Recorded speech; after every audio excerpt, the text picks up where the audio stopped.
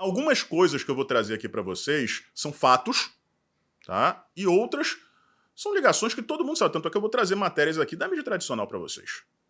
Eu, sinceramente, achei que o caso já estava resolvido. E que algumas pessoas já estavam presas, estão presas, e outras estão aparentemente sendo blindadas. Tá? Flávio Dino disse isso. Vamos resolver o caso, vamos elucidar. A esquerda passou 4 anos cobrando o Jair Bolsonaro, né? Quem mandou matar Marielle? Já está completando 1 ano aí de governo do Lula e não conseguiram descobrir. Bom, quem efetuou os disparos foram o Elcio de Queiroz e o Rony Lessa. Tá? O Elcio de Queiroz, abrindo um parênteses aqui, né, de acordo com ele declarou isso, né? As agências de xerecagem desmentiram, para mim não está claro ainda. Ele disse que trabalhou para o Lindbergh Farias quando ele era prefeito em Nova Iguaçu e disse que foi o melhor patrão da vida dele. Tá? Isso aí quem falou foi ele. Se resolvam com o Elcio de Queiroz aí. Mas, pessoal, o negócio é o seguinte, tá? Tanto o Elcio quanto o Rony teriam ligações com uma milícia da Gardênia Azul. Né? E o Flávio Dino, este ano ainda, né, no início ali do governo Lula, declarou que era certo, né, todo mundo já sabia, né, que existia o envolvimento de milícias do Rio de Janeiro no assassinato da Marielle e do motorista dela. Bom, isso aí a gente já está cansado de saber, né? O que eles tentam fazer é ligar o Bolsonaro a isso, inclusive com aquela farsa do porteiro. Tá?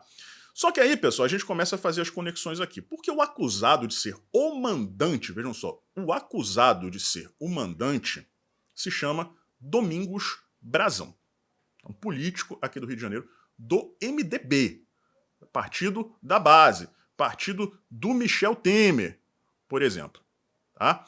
Ele já chegou a ser preso, não por conta da Marielle, casos de corrupção. Quem foi preso junto com ele foi o Jorge Pisciani, que é outro, né, cacique da política aqui do Rio de Janeiro. Talvez a família mais poderosa daqui. Né? E o que aconteceu, pessoal? O Brazão, ele foi solto. Eu vou ler aí um trechinho da biografia dele na Wikipedia, e não vou nem comentar isso aí, tá? Só vou ler aqui e depois a gente retoma o raciocínio. Em 2006, pela terceira vez, o Domingos Brazão foi eleito deputado estadual aqui pelo Rio de Janeiro. Né? O partido dele é o MDB, partido do Michel Temer. Em 2010, novamente eleito, em meio a denúncias de compra de votos, chegando mesmo a ter seu mandato cassado pelo Tribunal Regional Eleitoral aqui do Rio de Janeiro. Só que, dias depois, manteve-se no cargo graças a uma liminar concedida pelo então ministro do Tribunal Superior Eleitoral e, ao que tudo indica, futuro ministro da Justiça, Ricardo Lewandowski. Em 2015, pessoal, a Alerj elegeu o Brazão para ser um dos 7 conselheiros vitalícios do Tribunal de Contas do Estado do Rio de Janeiro. No dia 23 de novembro de 2021, o STF rejeitou o recurso da Procuradoria-Geral da República e manteve uma liminar que permitiu a sua recondução ao cargo de conselheiro do Tribunal de Contas do Estado do Rio de Janeiro. E quem foi o padrinho dessa indicação do Brazão para o TCE-RJ? O Jorge Pisciani, que depois foi preso junto com ele. E aí, pessoal, a gente tem algumas ligações, né, com o passado e com o presente. O Leonardo Pisciani, que é filho do Jorge, foi ministro do governo Michel Temer, ministro dos esportes. Né? Nunca deve ter jogado nem bolinha de gude. Mas esses governos de esquerda são assim, né? Tudo indicação política. E onde está o Leonardo Pisciani hoje? Ele é secretário do governo Luiz Inácio Lula da Silva. Então, vamos recapitular aqui. A gente tem já presos, né, os 2 capangas que puxaram o gatilho e mataram a Marielle e o seu motorista. Isso aí é fato, ninguém nega, né, milicianos e tal, o Elcio e o Rony. Esse último aí tentaram de todo jeito elencar ele, o Jair Bolsonaro, e não conseguiram, a família Bolsonaro, e não conseguiram. Acusado de ser o mandante. o Domingos Brazão, tá? Que é apadrinhado da família Pisciani, que, por sua vez, tem ligações com quem? Com o Michel Temer e com o Lula. Né? O Leonardo é secretário do governo, parte do governo do Lula. E o Elcio alega que foi assessor do Lindbergh Farias quando ele era prefeito de Nova Iguaçu. Diante de tudo isso, eu pergunto aqui para vocês, vocês realmente acreditam que o Flávio Dino vai elucidar o caso Marielle? Peraí. Deixa eu reformular a minha pergunta. Vocês acreditam que o Flávio Dino vai apresentar, né, vai elucidar o assassinato da Marielle, nos presenteando com os nomes, né, dos verdadeiros mandantes do caso, além daqueles que efetuaram os disparos? Vejam bem, os verdadeiros. Ou será que ele vai tentar, de alguma forma, insistir nessa narrativa de que existe uma ligação fio de cabelo de rã ligando isso tudo à família Bolsonaro? Vamos dar uma recapitulada, né? O Rodrigo Pacheco, pessoal, passou 2 anos, a segunda metade do governo Bolsonaro, não é que ele tenha feito algo muito diferente do que o Alcolumbre fez, não, tá? É porque o Pacheco gosta mais de aparecer. Tem aquele vocabulário mais rebuscado, né? É um cara grande, né? Tem aquela voz bonita, tem uma voz bonita e tal, fala um português impecável, né? Grande advogado, tem que admitir. Então, ele naturalmente apareceu mais do que o Alcolumbre, que é, né, uma figura caricata. E aí, pessoal, ele continuou fazendo o que o Alcolumbre já fazia. Que era o quê? Acobertar determinadas coisas e atrapalhar o governo Bolsonaro. Né? Protegeu os ministros de uma maneira, eu não vou dizer inédita, porque senão eu estaria me contradizendo, porque o Alcolumbre fez a mesma coisa. Só que como o Alcolumbre é mais discreto, né, até pela própria limitação cognitiva, o Pacheco aparentou proteger mais, mas não condiz com a realidade. Né? O caso de um determinado ministro aí foi flagrante, foi uma coisa absurda. Né? E ele sempre vinha com o mesmo discurso. Não é o momento, né, de pautar impeachment de ministro. Né? Isso pode afetar a harmonia entre os poderes, né? A normalidade democrática. E nessa ele foi empurrando com a barriga. Né? Na minha opinião, o maior culpado, porque ele seria o responsável por balancear essa questão. E ao, né, se ausentar dessa função, ele permitiu que esse descalabro tomasse conta do país. Né? E o Arthur Lira, nessa época, pessoal, cumpria com a palavra dele. Ele prometeu, quando tomou posse, tá, no primeiro mandato dele como presidente da Câmara, acabou o reinado, fazendo referência ali ao Rodrigo Maia. Tá? Agora, quem manda é o deputado, tá ali no chão. Eu sou só um mensageiro aqui. Vou pautar tudo, faço minhas negociações aqui como todo mundo faz, mas vamos tocar o barco. E assim foi. Aos trancos e barrancos, ele foi fazendo o papel dele. Com algumas exceções. Por exemplo, traiu o Daniel Silveira, traiu a Câmara dos Deputados, a Constituição, ao não pautar, né, o pedido de sustação da prisão do Daniel Silveira. Mas foi lá. Né? Acaba o governo Bolsonaro, começa o governo ladrão. Aí o Rodrigo Pacheco começa aos poucos a dar sinais de que está incomodado com o ativismo judicial do STF. Balela, ele recebeu a promessa, de acordo com algumas fontes aí, né? Recebeu a promessa de uma cadeira no STF, percebeu que a promessa não seria cumprida, ou acreditou logo no pai da mentira, e começou a botar, né, as asinhas para fora.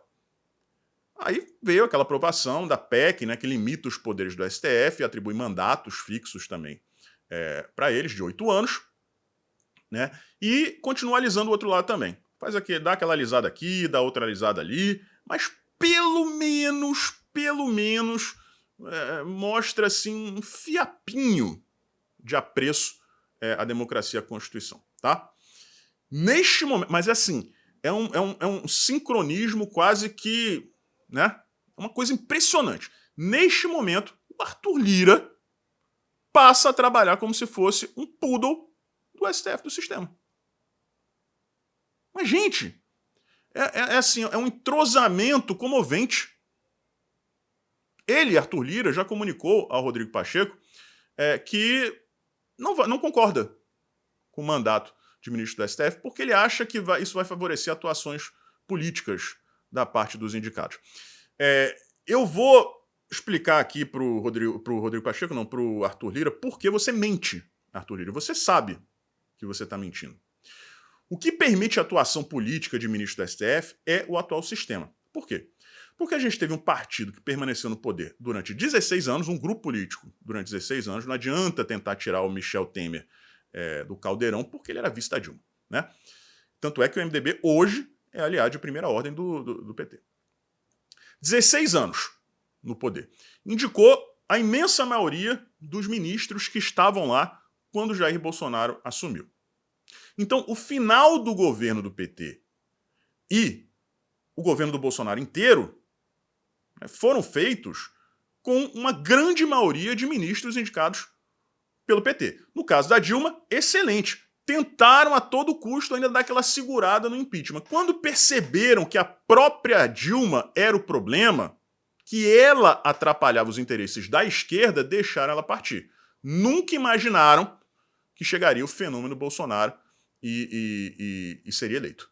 Né? Foi um movimento assim, né, sobrenatural o que aconteceu. Né? Só quem acredita em Deus para entender o que houve no Brasil, a oportunidade que nós tivemos. Então eles foram pegos de surpresa. Mas tirou a Dilma, né, a expectativa era de quê? Que o mesmo grupo continuasse no poder. Michel Temer teria ali 3 anos de governo e depois voltava tudo ao normal, sem a Dilma para atrapalhar. Né? Já o Bolsonaro, graças ao sistema atual, foi obrigado a governar no início, e até a indicação do Cássio Nunes, que isso aí é um grande ponto de interrogação, né, pessoal? Mas, enfim, vamos deixar isso um pouquinho de lado por enquanto. Governou contra os ministros.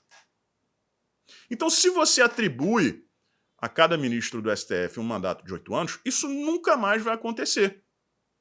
A corte vai estar sempre, pelo menos, com um certo balanço, com um certo equilíbrio.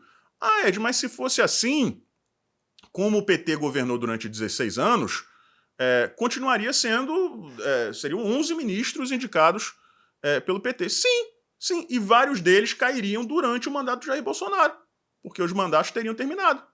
E aí você restabeleceria o equilíbrio. Então, pessoal, o mandato, né, de 8 anos de um ministro do STF acarreta exatamente o contrário do que o Arthur Lira está afirmando.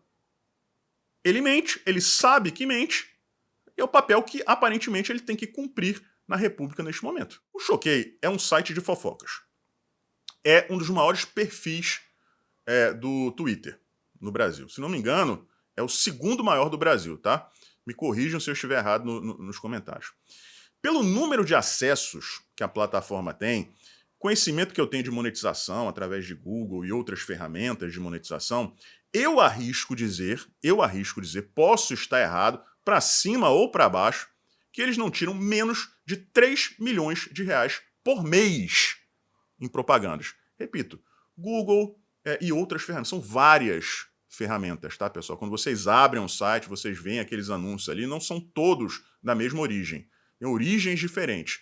Então, se somar, eu acredito que chega a esse valor, e pode ser até muito mais, porque isso varia de site para site, né? A propaganda é feita através de leilão, tá? Então, pessoal, é uma máfia. É uma máfia de fofocas. É triste você ver uma população que se informa através do Choquei, que assiste Big Brother, que venera MCs. Um dia desse eu estava vendo uma pelada de MCs, São Paulo contra o Rio. Não conheço ninguém. E as pessoas surtam assistindo aquilo. Funk. Um país desse não tem como andar para frente. É impossível um país assim andar para frente. Como o Choquei pode ser fonte de informação, pessoal? Quem compartilha? A Janja. E vejam aí a prova de que existe essa ligação. Primeiro, essa matéria da Piauí, que é uma revista de extrema esquerda. Tá aí dizendo, né? As ligações da primeira-dama com o Choquei. Tá? E aí está uma publicação do próprio site nas redes sociais dizendo: falamos com a primeira-dama. Ela confirmou a mentira, neste caso, né? De que as empresas é que bancariam as taxas extras, né? Do Shopee, do Shine e outros outras lojas virtuais, né? Então, existe essa ligação. Vocês veem aí o Lula também, né, compartilhando publicação do Choquei. Eu tenho muita sorte, né? Vem através de muito trabalho. É muito trabalho que você tem, Lula. O trabalho é liberar 10 bilhões em emendas em 24 horas. Isso sim é sorte, porque o dinheiro não é seu, né? Então é muita sorte você poder comprar as pessoas sem ter que usar o seu próprio dinheiro, usando o dinheiro dos outros. E aí, pessoal, a gente chega aqui ao caso em si. Uma jovem de 22 anos que eu não vou nem dizer o Choquei expôs, né? Porque se você expõe alguma coisa, você parte do pressuposto de que aquilo é verdadeiro, né? Mas eram conversas fabricadas com o Whindersson, né? O Whindersson Nunes, o nome dele, aquele comediante que tem tatuagem até não sei aonde, né? Que, aliás, pessoal, eu acho uma coisa que, abrindo um parêntese rápido aqui, que precisa ser discutido nessa sociedade, uma tatuagem ou outra, tudo bem, mas as pessoas estão ficando doentes. Estão ficando doentes, né? Estão transformando os corpos em tapetes persas, e isso é muito feio, isso é carência, tá? Isso é carência. Mas vamos lá, o Whindersson Nunes. E tanto ele fez publicações em redes sociais, gravou vídeo dizendo: eu não conheço essa moça, eu nunca a vi na vida. A moça desmentiu. O Choquei recebeu checagem no Twitter. No Twitter, né, pessoal? Vejam só. Os outros sites, né, que são super respeitados, né, serviços de checagem, agências da Folha de São Paulo, do Estadão, ninguém checou. Quem checou foi o Twitter, através dos leitores, né, notas da comunidade. A mãe dessa moça gravou um vídeo e publicou nas redes sociais implorando para desmentirem, porque era mentira, não era verdade. A jovem sofria de depressão, como a mãe disse. Neste caso, como a mãe expôs, porque era verdade. E ela não resistiu e tirou a própria vida. E se existe um responsável neste mundo por esse suicídio, é o Choquei, os seus sócios, né? E vocês podem ver aí, como eu falei aqui, eles fazem parte do gabinete do amor, né? Porque nós, que nunca existimos, somos o gabinete do ódio imaginário. Agora, um gabinete, que eles chamam do amor, né, de influenciadores, que tem reuniões com o Lula anunciados pela mídia tradicional, abertamente, como se fosse a coisa mais normal do mundo, né, eles são o gabinete do amor. E tá aí foto de um dos sócios do site, né, primeiro com a Janja, né, e agora esta outra foto é ele tomando um beijo na testa do Lula. Este é o dono do site responsável pelo suicídio dessa moça. Repito, após insistentemente mentir a respeito dela, inventar um relacionamento dela com uma pessoa que ela nem conhecia. No caso, um famoso. Uma moça que sofria de depressão e acabou tirando sua própria vida por conta disso. O dono, um dos donos, fechou o seu perfil no Instagram, porque estava sendo questionado por causa disso. Só depois do suicídio da moça é que o Choquei foi deletar as publicações a respeito das fake news. E aí, pessoal, o que mais importa aqui, como essa narrativa da esquerda não tem pé nem cabeça, porque eles são pura desinformação. Pura desinformação. Eu trouxe para vocês aqui a Janja querendo justificar, né, o PL 2630, acusando o Elon Musk, acusando o Twitter de ter permitido o hackeamento da conta dela. E ela própria diz uma coisa completamente insana. O Elon Musk ficou mais milionário por conta do hackeamento da minha conta. Gente, como você vai defender o combate às fake news propagando mentira desse jeito? O Lula, outro dia, disse que nunca tinha pisado no triplex. Tem vídeo, tem foto dele, e mesmo assim eles insistem em dizer que são contra a desinformação. O Lula vai fazer um pronunciamento de Natal pedindo paz. Ele que toda vez que bota a boca no microfone xinga o Jair Bolsonaro e os seus eleitores. Até que ponto vai esse cinismo, pessoal? Até quando a gente vai ter que aguentar?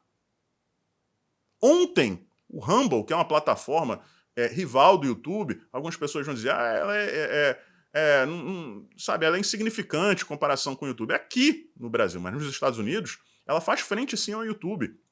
Vários sites, quando publicam links com vídeos, usam o Rumble. ao invés de usarem o YouTube. São muitos sites, e sites que não são de extrema-direita, como estão querendo dizer aqui, que é uma plataforma de extrema-direita, né? Como se ser a favor da liberdade fosse ser extrema-direita. Para eles esse é o discurso, essa é a narrativa. O Rumble recebeu ordem de tirar do ar alguns perfis da direita conservadora e também, por exemplo, do Monark, que não é direita, tá, pessoal? Que fique claro. Mas é a favor da liberdade. O Rumble chegou e disse: eu não vou obedecer ordens ilegais e tirânicas. Ao invés de tirar esses perfis do ar, eu vou tirar a minha plataforma do Brasil. Tá? É isso. Agora, eu quero ver o que essas pessoas, né, que publicam ordens judiciais mandando que perfis, né, de opositores ideológicos sejam retirados do ar, o que essas pessoas vão fazer a respeito do Choquei. Vejam bem, no final, nessa sopa de narrativas que a esquerda gosta de empurrar a goela abaixo da sociedade, eles vão usar o Choquei para tentar passar o PL 2630. Existem sim ligações diretas entre o governo Lula e o site Choquei. Esse é o nosso tema único e principal. E para começar, eu trago para vocês esta postagem no canto da tela, desse esquerdista aí que tem ligações também com o governo.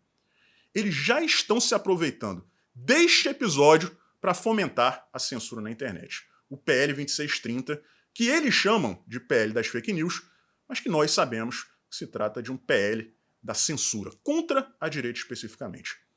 Eles não têm o menor respeito pela vítima. Nenhum. São abutres do poder. Tá aí mais uma prova. Tá? Agora vamos lá, pessoal, sem enrolação. Eu vou trazer 3 matérias para vocês. A primeira é essa aí, de 2022, tá? Do ano passado, que trata do dono do Choquei, o Rafael. Tá? Eu vou ler alguns trechos aqui para vocês em tela inteira, depois a gente comenta e vai elencando com as outras 2 matérias, tá? E no final vocês vão ver, não restam dúvidas. É um fato. E não sou eu que estou dizendo. Tá? Vamos lá.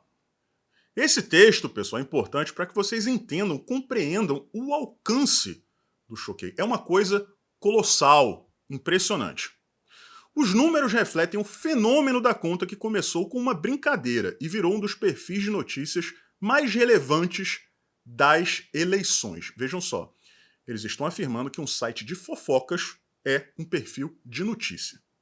Adotando uma linha lulista, o Choquei furou a bolha dos fofoqueiros de Instagram e bateu de frente com o engajamento do influencer Felipe Neto e do deputado federal André Janones, principal nome da campanha de Lula nas redes. O detalhe é o seguinte, ele está batendo de frente com pessoas que defendiam a mesma campanha, o mesmo candidato. O único conteúdo que até então era vetado caiu recentemente. Política. O Choquei entrou de cabeça na cobertura de eleições e terminou o segundo turno como um dos perfis líderes de engajamento, sobretudo entre os apoiadores do presidente eleito Lula. Abre aspas. Um dos administradores me convenceu que o pessoal ia se adaptar com esse tipo de conteúdo. E a gente começou a retirar o filtro. Quem disse isso foi o Rafael Oliveira, o dono do Choquei. Rafael diz que a relação que guarda com Lula e Janja é estritamente profissional. Ele tem acesso direto aos dois, mas só para confirmar uma ou outra informação. Abre aspas novamente para ele. Na maioria das vezes, a galera acha que eu sou PT, mas não é essa a verdade. E é agora que vem a primeira grande revelação. Durante as eleições, o Choquei adotou uma postura abertamente a favor do ex-presidente. No caso, uma matéria de 2022, tá, pessoal? O Lula não tinha assumido ainda seu terceiro mandato. O criador garante que a decisão de apoiar o petista, prestem atenção, aconteceu de forma orgânica e se deu muito mais em função da postura do adversário, Jair Bolsonaro, em relação à pandemia e o atraso na compra das vacinas do que em admiração a Lula. Bolsonaro não atrasou a entrega, a compra de nenhuma vacina, isso já foi esclarecido. Então isso aqui é uma mentira por si só. Abre aspas novamente para ele. Enquanto milhares de amigos, familiares das pessoas estavam morrendo, ele fazia piadinha. Outra mentira. Aquilo me chateou bastante e me fez ficar contra a reeleição. Obviamente, o candidato que fosse bater de frente com ele teria meu voto, independente se fosse o Lula, se fosse fulano ou ciclano. Eu não acho que é necessário se posicionar, mas que não deixe de noticiar. Acho que abriu portas para todo mundo. Se falar de política era o medo, agora está liberado, dependendo de quem você defenda.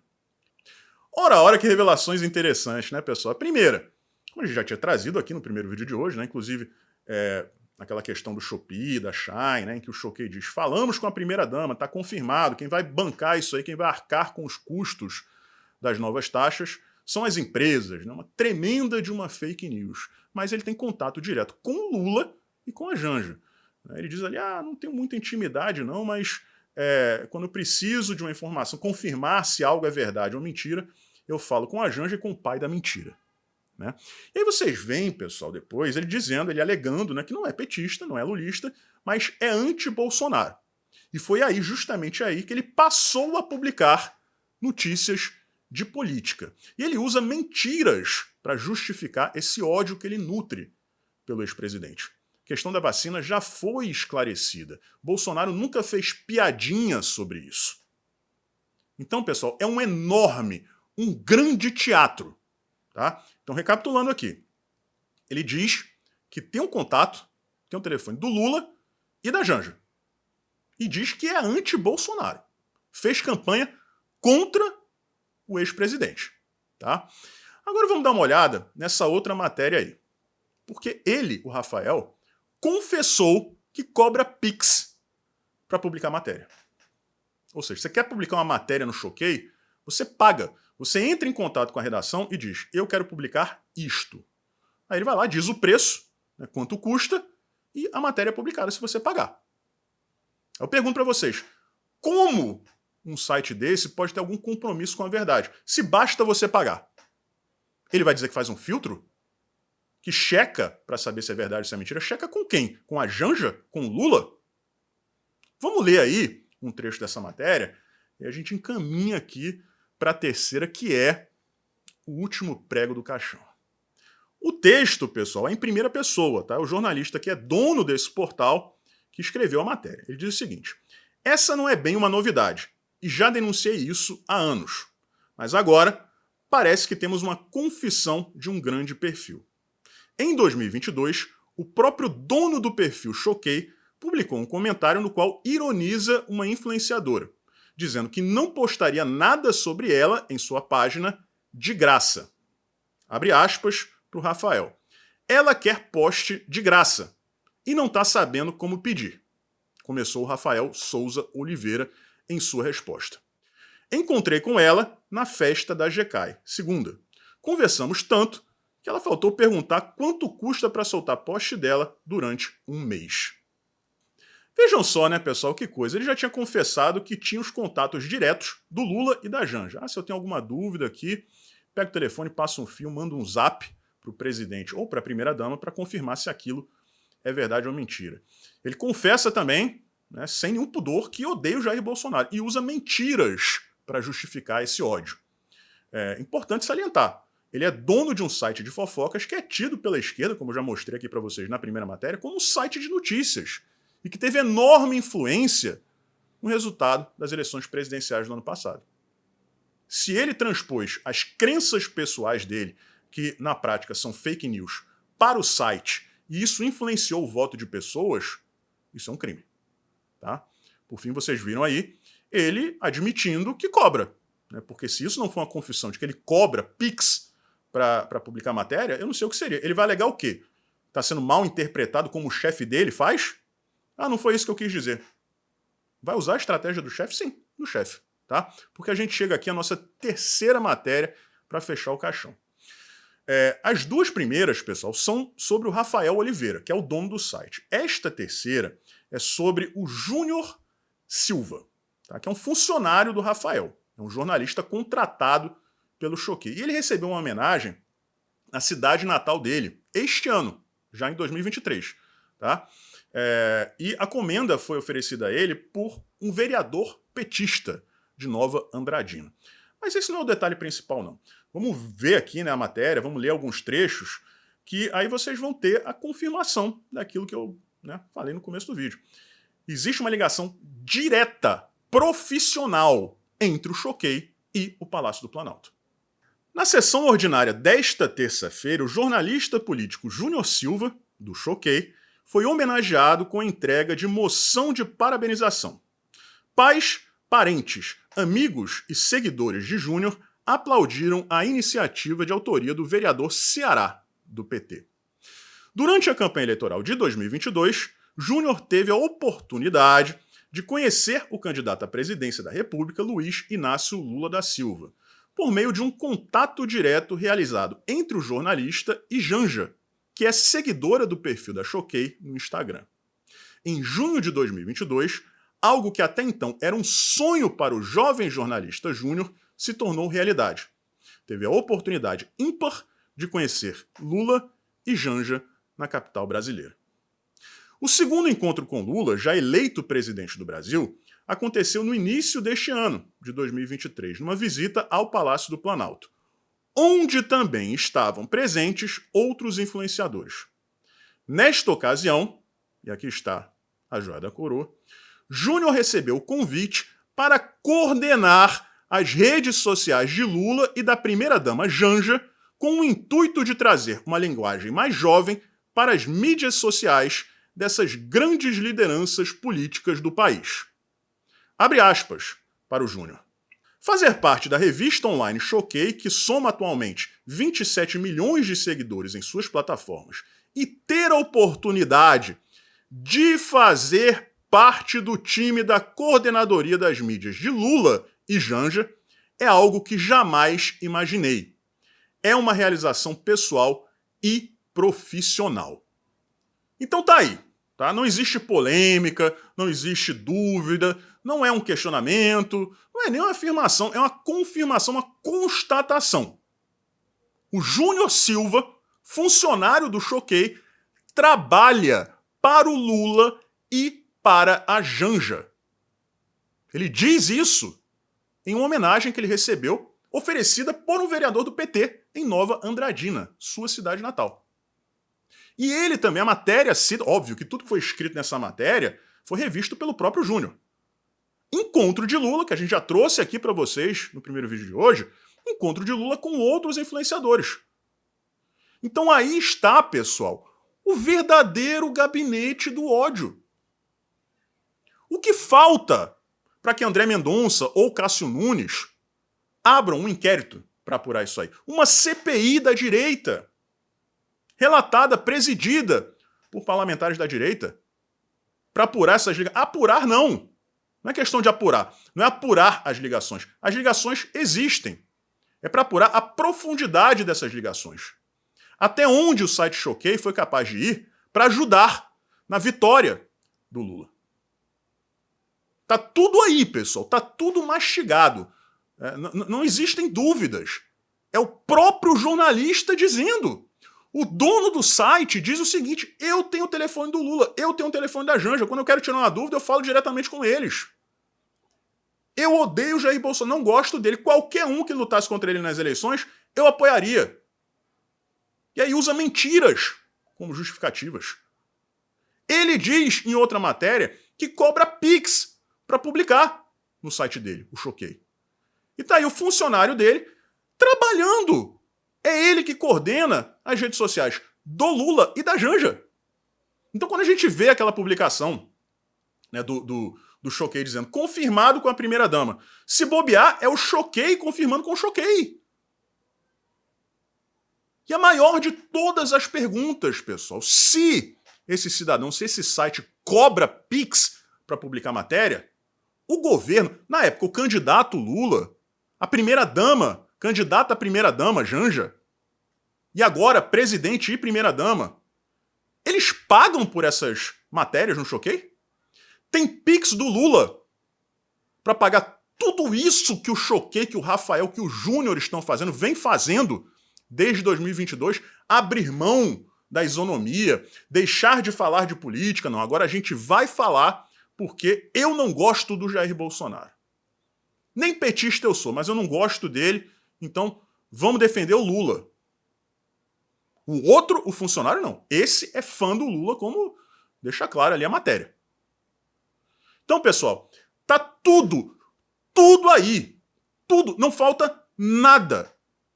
Falta o quê? CPI, inquérito no STF, convidar essas pessoas para prestarem esclarecimentos, né, e colocar ali em juramento. Gente, não pode ficar por isso mesmo.